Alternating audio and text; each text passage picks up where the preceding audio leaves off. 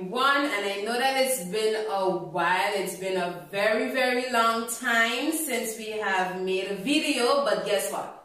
We're back. We're back. We do apologize for the long wait, and we are here with a video, a highly requested video to make up for the long pause.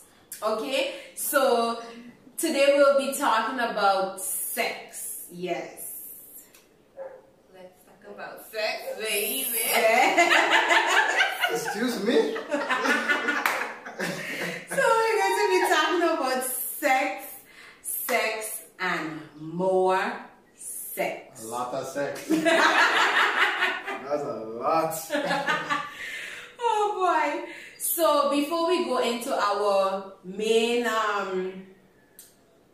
points, yeah, thank you. Our main points, there was someone who asked a question or asked a few questions, which we will be answering these questions now. One of the questions that, before I go into that actually, we would like to welcome the Martinas again on this episode. About time. We would like to welcome the Martinas on this episode with us again. And we do hope, of course, that you will enjoy like you did the last time. So someone sent a message asking us about how it was for us before we got married, in terms of did we have sex before we got married while dating. Because, you know, of course, as a man, a woman, you're dating, temptations, all of that, everything rising up in you. So how did you... Closer to the wedding day. Especially closer to the wedding day, exactly. So how did we deal with that? So I'm going to leave that to the Martinas to answer first. To answer first, and then we will give our 2 cents as to how did we cope with it and what happened. She gave me the go ahead, so I'll go ahead. It's very difficult. I don't think anyone can actually say that it's easy, because, I mean, especially if you're going into marriage and you want to be married first before you have plain old sex. Yeah. We're not afraid to say the word. Good. Sex. Sex. So you want to just have, you want to reach a moment where you're going to be married first and then able to have sex with your wife or with your husband. Well, being male, husband having sex with their wife and wife having sex with their husband. You got that right. That's what I meant. So it's very difficult. But one of the things that we did, we tried to go out in public most of the time, and we try not to be alone. Because even though when we thought we could have been able, like you said, once that fire catch you, it's hard to cool off. So. But it's good that one of us will always, in the situation, always the stronger one. So even though if we would see that, hey, you're catching a fever. Exactly. So it's time to cool you off. So then it would be like, okay, take a walk outside first. I think it's about that time that you call your parents to come get you. So, you know, like, or you just make sure that you're in areas where, for instance, you're out eating, or you're just on a boardwalk, people could see you, different environments. But it was really, really, really difficult for us, and we're just happy that we were able to make it through without having to break that bond first, break that covenant first, and especially leading to the day that you're gonna get married. I know why in most movies they will tell you you're not allowed to see the bride before the wedding. So they have a very good reason why. But you want to hit it right there. And especially when you're saying to yourself, we are gonna get married regardless. So this wouldn't kill us, it wouldn't hurt. Yeah. So why not just get it over now? But you know, made it so long. Exactly. Why give it up now, right? Exactly. And it's basically like this example: whenever you're on a cliff, whenever you watch movies and you're holding on enough for your dear life. Whenever you see the help comes is when you realize you're gonna let go. And like, why? It's because you reached the point where, finally. So it's kind of similar to that, and yeah, that is one of the ways we cope with it. We try to work around it. Okay, nice. Denicia, you have anything to add? Anything, babe? You don't have anything to add? Said it? Okay. So with us, it was difficult. It was... Tell me about it. It was really difficult because especially we were living away from each other, so every time we would come and meet up, we just want to get boogie with it. But we have to remember that it would not be pleasing in God's sight. And one of the things, I'm going to be frank, one of the things that really kept me is that I was always the strongest one, by the way. He was weak. I was the strongest one, right, babe? I appreciate you being honest. But one of the things that really kept me strong is that I always had this at the back of my mind that I will get pregnant. I will get pregnant. I will get pregnant. If I go ahead and I have sex out of wedlock, I will get pregnant, and then you know the shame and you know how people are going to look at you. And I always used to say, no, I don't want that to be my life. I want to do it the right way. So every time the temptation would get so much, I would remember that. I would remember that, hey, this is not the way I want to have a family. This is not the way I want to have a child. So that kept me. Yeah. Yeah, that's a good way to look at it. It's a good thing to have on your mind, knowing that you grew up in a Christian home and you have young people, you know, like youths looking up to you in the church. And yeah, from time to time, these are the things that would come across my mind, knowing that, hey, if we get pregnant out of wedlock, then how people gonna look at us, you know, and you know, people would definitely get discouraged and heartbroken and very, very disappointed, especially even older folks that, you know, look at these young individuals and they admire them, how they are walking with Christ and so forth. So but disappointment will be real. Yeah, but thank God that we were able to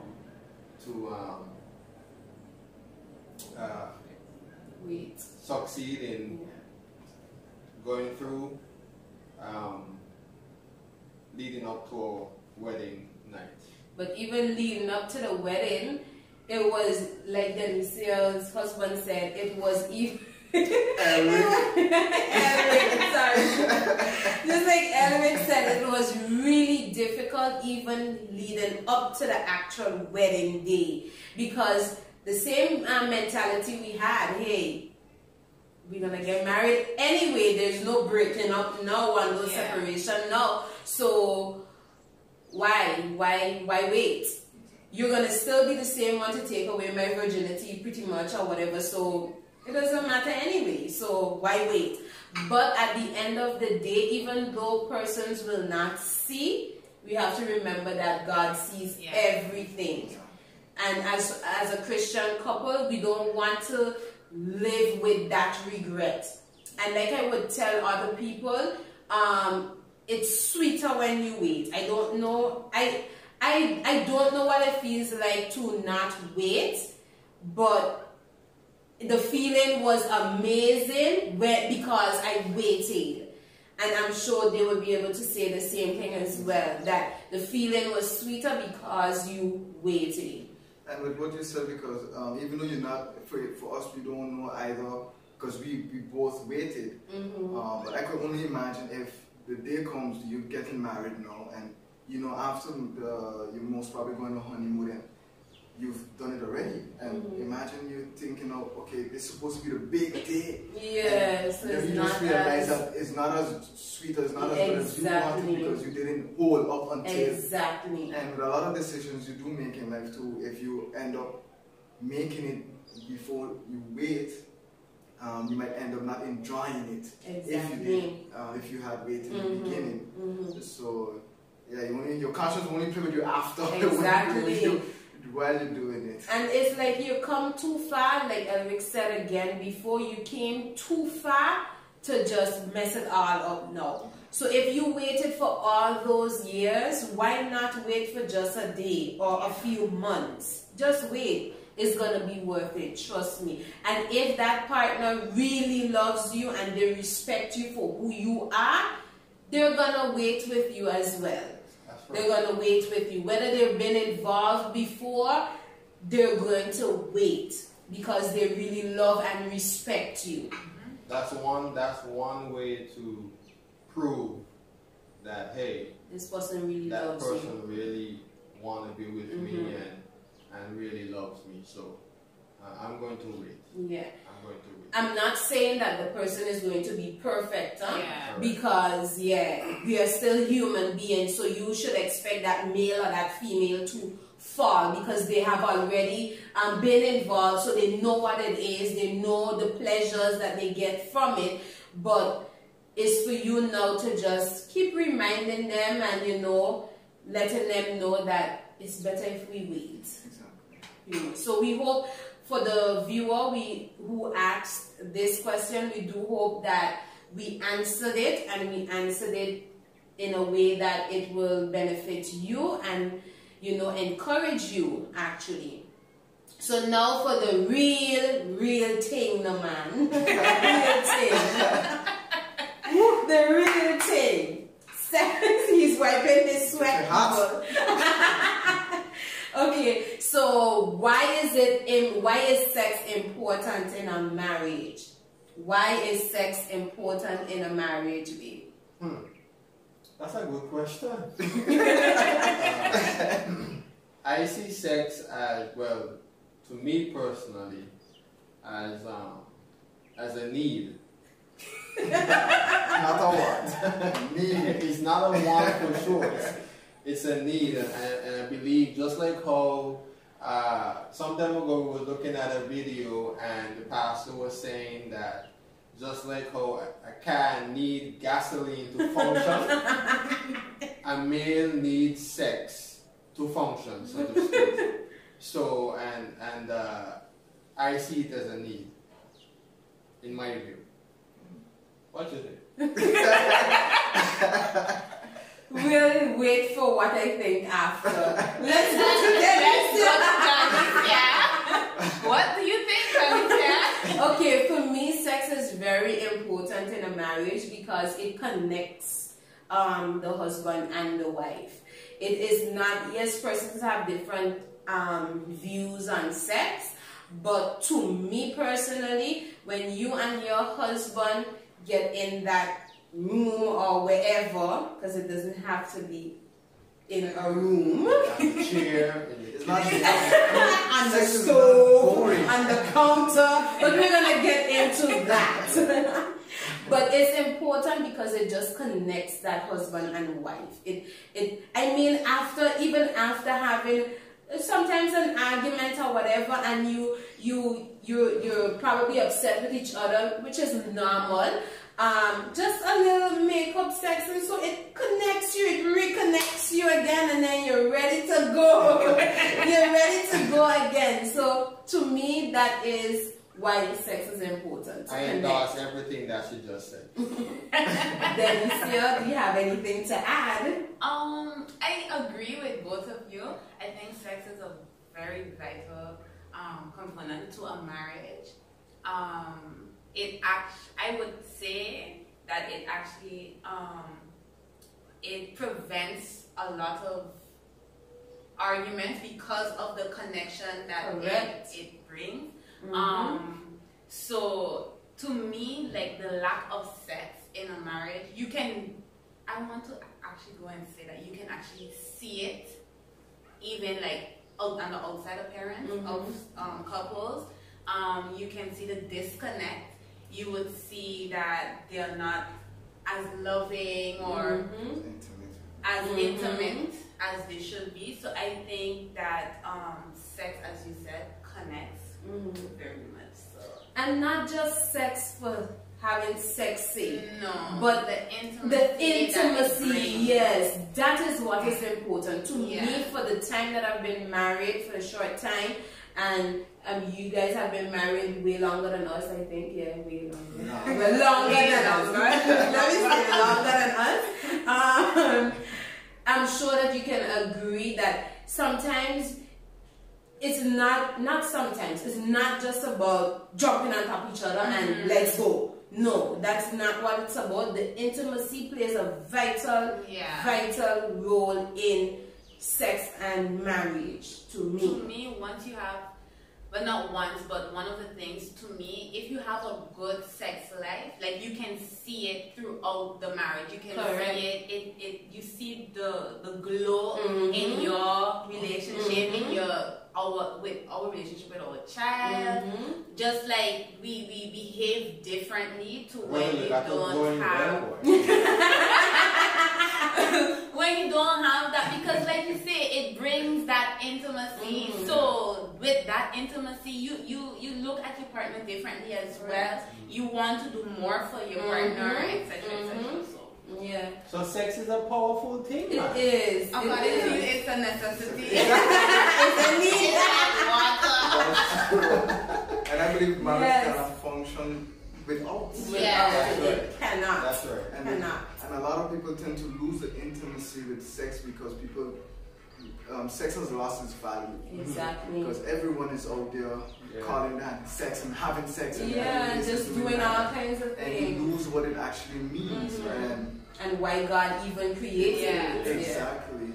And like you said, at times you might even be seeing other couples holding hands and you were like, well, why are you holding hands and why? It's because most probably just came from having sex. And they just decide, oh, this is one way how we feel intimate with each other. And it really connects you. And that is one thing I find is really important. I agree.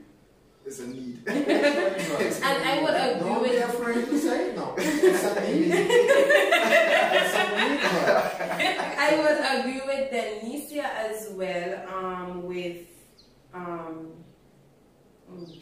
What's your train of thought? It's a need. That's all you need to remember. It's a need. Let me just leave it there as it's doesn't matter. Yes.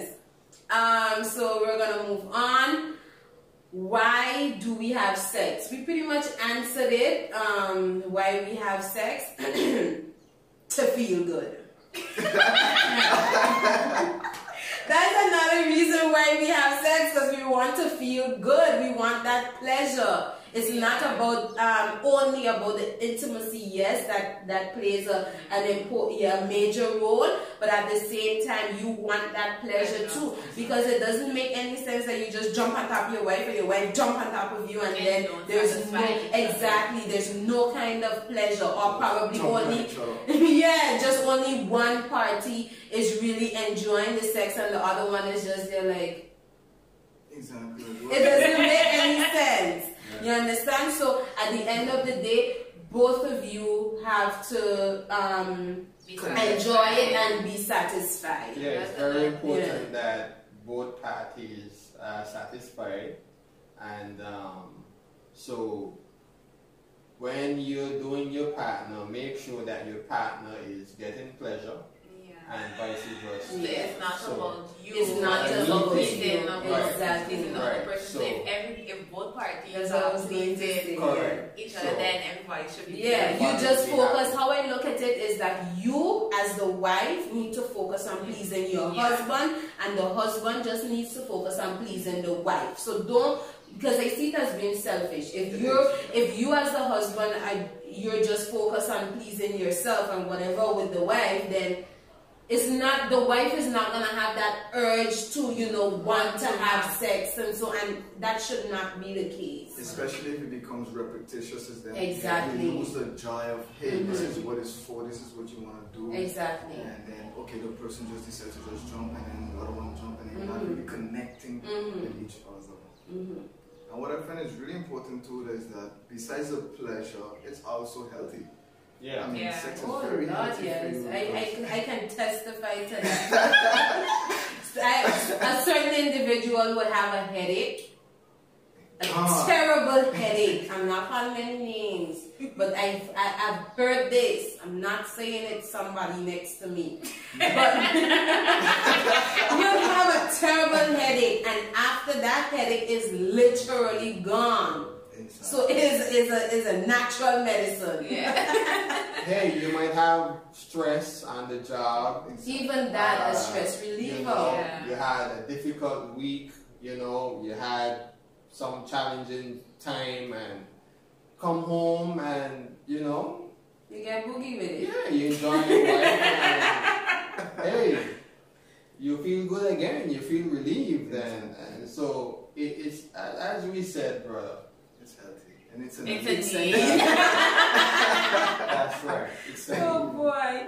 Anything to add on that as to why why we have sex? No? We just were created so.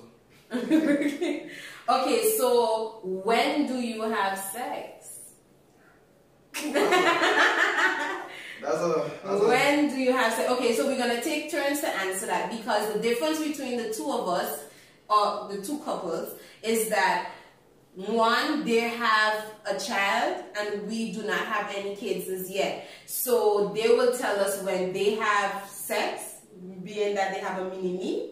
And we're going to tell you when we have sex, being that we don't have any kids as yet.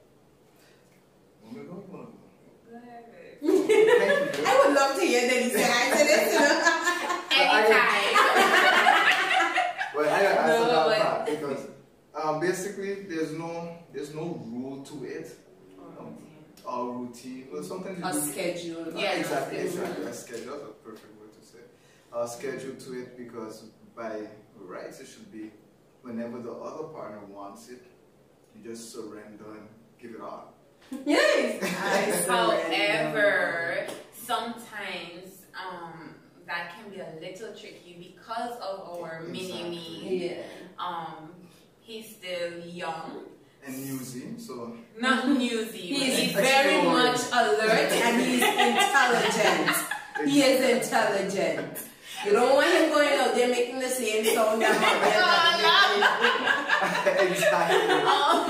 So yeah, we try to find ways to work around that. Maybe when he's sleeping, or if he's by godparents or family members or friends, or maybe even just watching TV outside. Take a quickie. You do a contact service. No man, he's been educated by the television, watching nursery rhymes and ABC's 1, 2, 3s, and they're busy getting it busy. Yeah. But yeah, And like, especially when you have a child, there's very limited chance that you will have the place for yourself. Yeah. So you don't want to lose that connection I feel with your other half, because at the end of the day, that other half is supposed to mean more to you than your child. So you want to put them first, and God will deal with the rest, because then God will just put him to sleep. so basically, any opportunity that we get, we would take it. But of course, yes, you would try to get as much opportunity, being that it's a need. Of course. I mean, he sleeps every day though. Exactly. So every day it is possible. So you heard that, guys. There's no excuse. No excuse whatsoever. Okay, with us, we do not have any kids yet, so it's like anytime, anywhere, anyhow.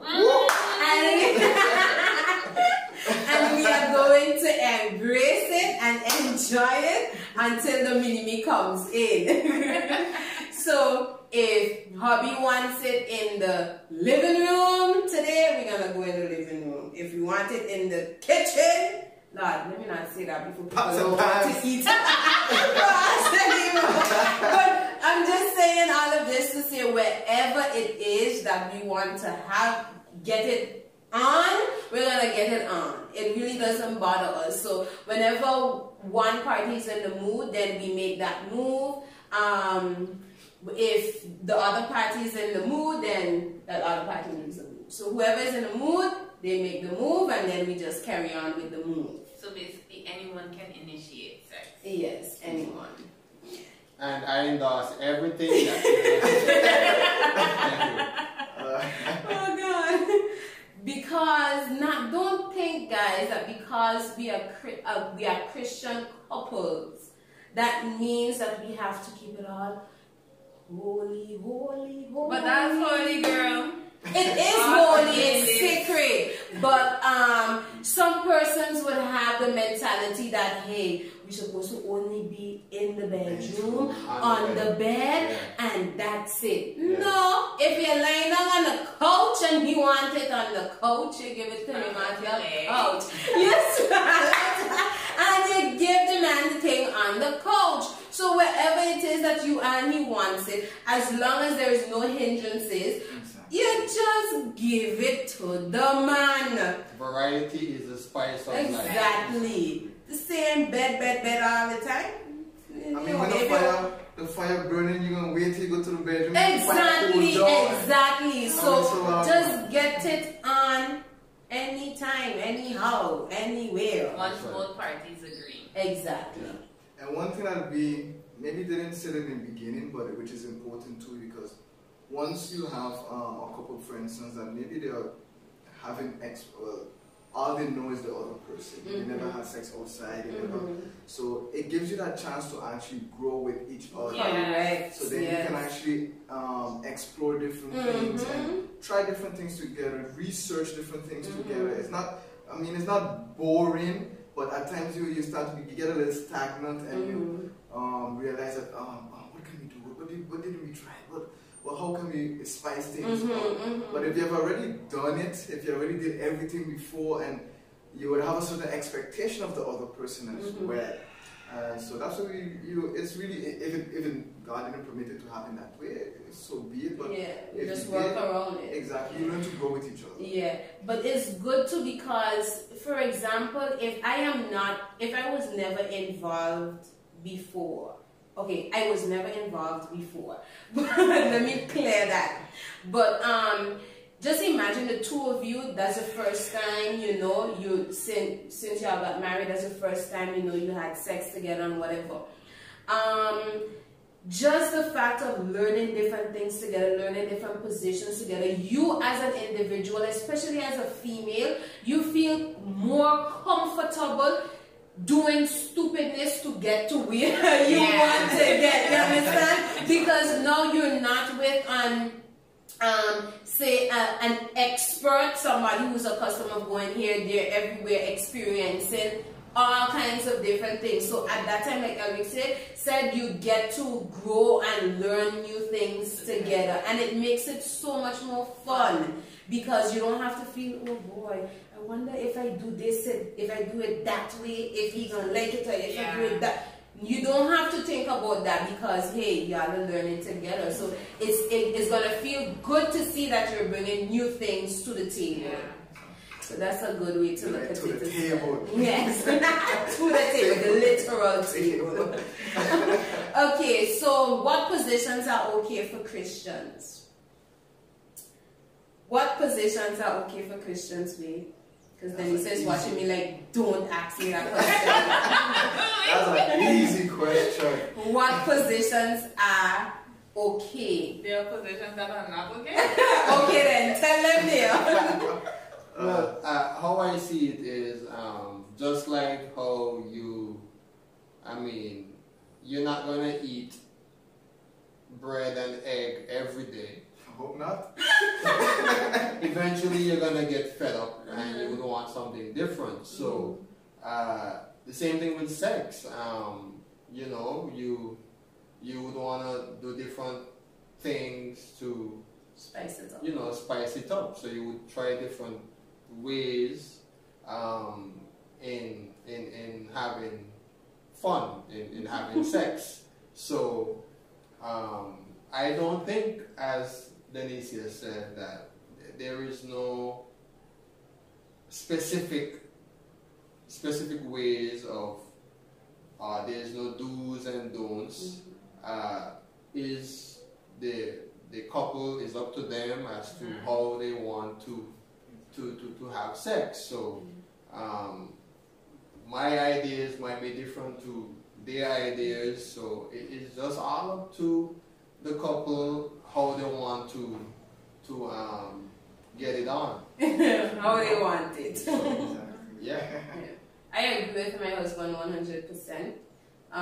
She endorses this. Yes, I endorse with everything that he said. Because to me, there is no kind of position. The Bible did not say anything about this position is for, these positions are for Christians to use and these positions are for non-Christians to use. We never see that in the Bible yet.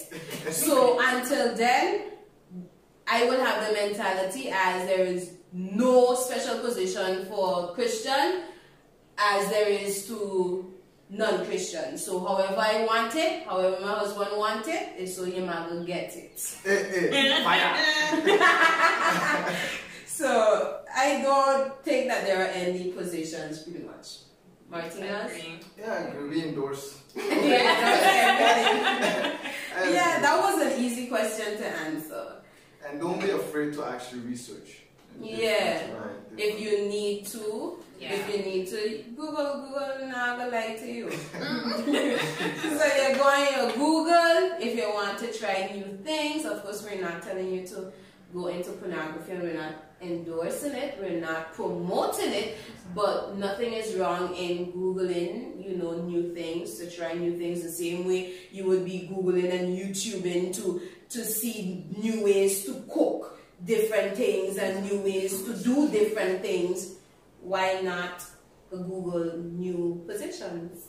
That's just my take on it. So don't be afraid to try new things in the bedroom. Not because you're a Christian means you have to always be under the sheet and how did I say it? Because you're a Christian, you're supposed to, there's a term that they usually use. Missionary, yes. Not because we are Christians means that we can do the, what do they call them? The 630 and the wheelbarrow and Why you looking at construction? Not because we are Christians mean that we cannot do these different things. We can try it. It's okay. The bed is undefiled. You know, so we can do whatever it is that we want to do in the bedroom. In marriage, of course. With your own husband. Yes, with your own husband, your own wife. Don't go take the people them wife and the people them husband to do your thing with. Exactly. Don't do it. Don't say that we tell her to do it either. Don't use that practice. So yes, anything else you would like to add to that? No? Okay, so rating our sex life. Some persons would see it as, whenever that done, it done. You have nothing else to say about that. But to us, it is very important to rate your sex life. So, and you don't wait till 2 weeks later to rate what happened 2 weeks ago. 2 weeks ago. It don't make no sense to you. You wouldn't even remember half of the things probably that you did. So the best way, I guess you guys probably do that too. After sex tonight or this morning or in the wee midnight, whatever time it is that you get it on, you rate it, babe. How was it? Did I? Yeah. Exactly. That was really good. Exactly, and don't be afraid to tell your wife it was good. You know, if it was good, it was good. And what about it was good as exactly. Well. So then he or she would know what they can continue to do and what they need to improve in. So it's very important to rate your sex life. Don't feel uncomfortable doing it, but yeah. It was good. That's a good one. That's a good one. Oh Jesus, with you. Okay, so it's very important to do that, guys. And it's really important. You don't have to wait till after, like you said, to even during, if you feel that, hey, this is working out good at this point, like, well, continue. Or like, yes, you tell them, one yeah. position to go to a next one. If that one is good, yeah. And it's like you said, you're not trying to please yourself. Yeah. You're trying to do the best that you can do to please your wife. I was confused now. Your wife pleasing your husband. And you from there you work through it and you'll realize, okay, and once she is pleased, well, for me, then once my wife is pleased, I am pleased.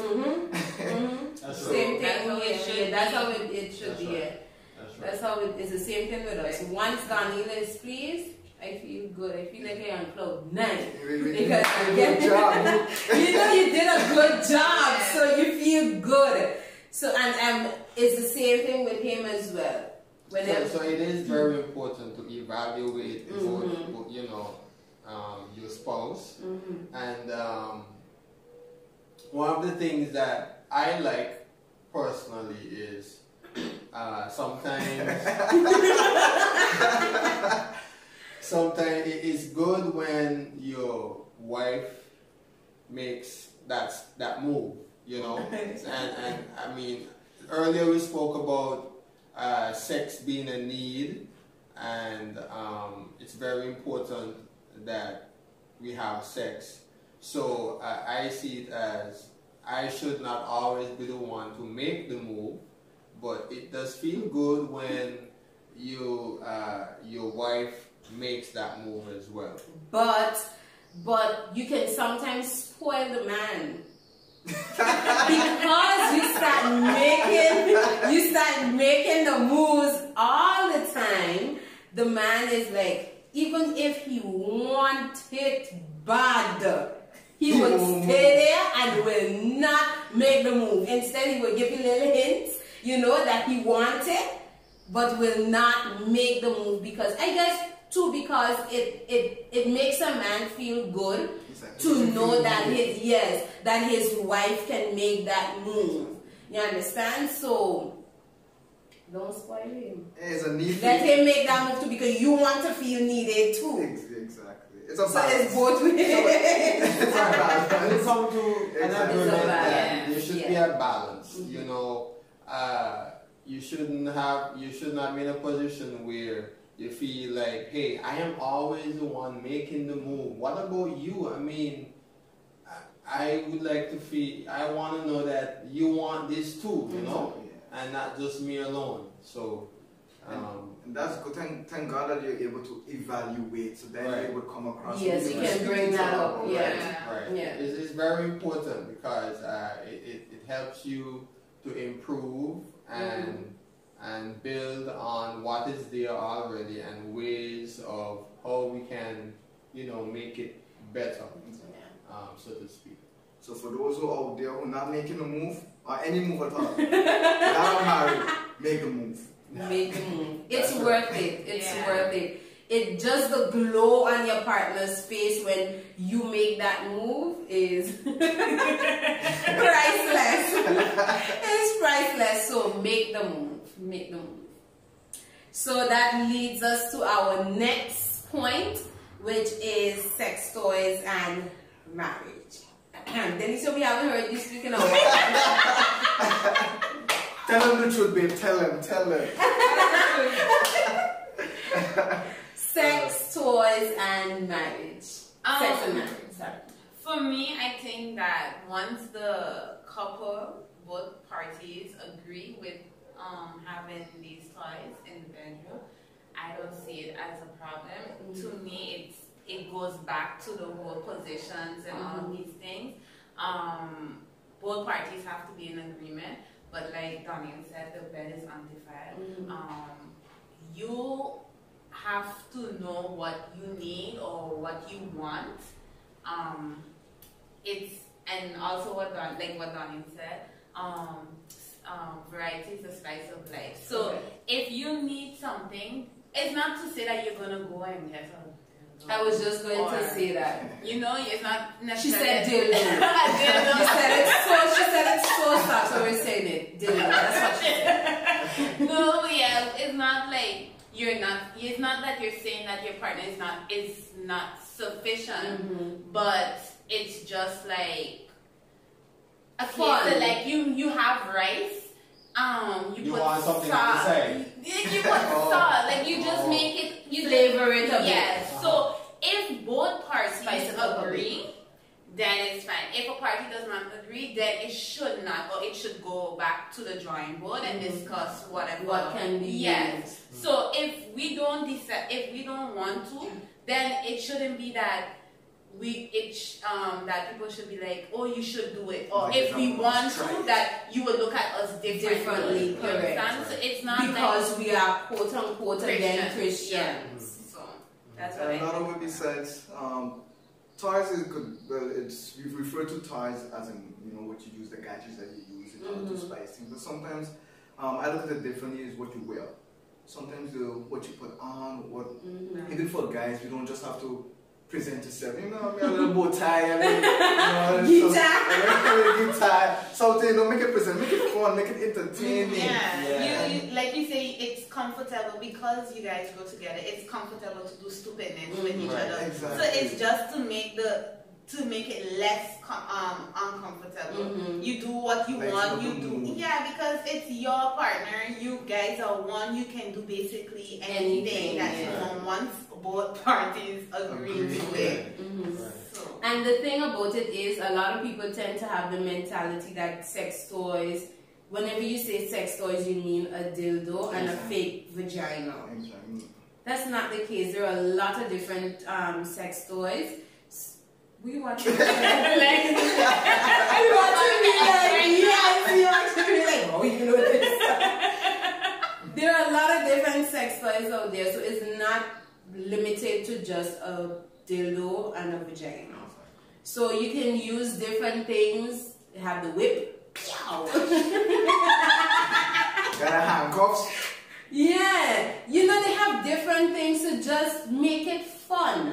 So you bring you add some spice to it, man. Some adobo and some sazon and some black pepper, paprika. Some salt and some